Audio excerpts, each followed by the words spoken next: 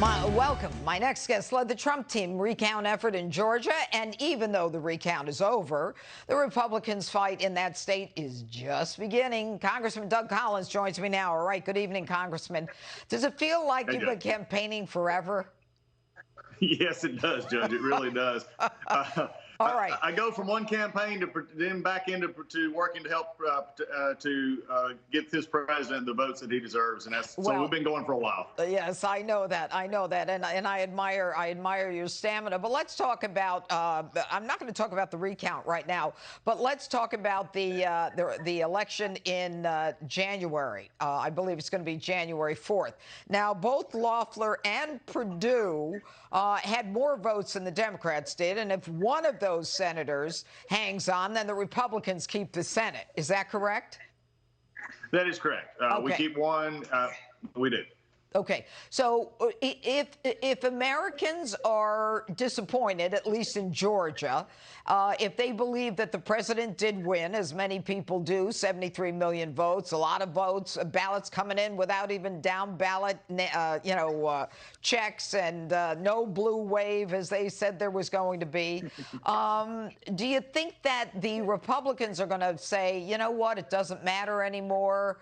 And that they may not come out to vote, or are they incentivized now? I think they should be incentivized, Judge, because if they truly believe in what Donald Trump has been doing, what we did in Washington for the last 4 years, then they need to get back out, because they don't want Chuck Schumer in the Senate to try and dismantle what this president has done to revive our economy, to make ourselves stronger, to have a military that's actually respected again, and have military world leaders know that America means what it says and puts America first. If they want to be incentivized to make sure that happens, they've got to get out and vote for David Perdue and Kelly Loeffler, because Chuck Schumer is the antithesis of what Donald Trump is. He's not a leader. Donald Trump was a leader and actually put forward these things, but he will do everything he can with Nancy Pelosi to dismantle this, and the legislative branch has to be that fixed. We've got to hold the line in the Senate. All right. Well, I just had Lin Wood on the show, and obviously he's one of the brightest legal minds in the country. But his argument is clearly that the Secretary of State, Raffensperger, didn't have the right to have this deal with Stacey Abrams, where they changed the election law without getting the legislature involved.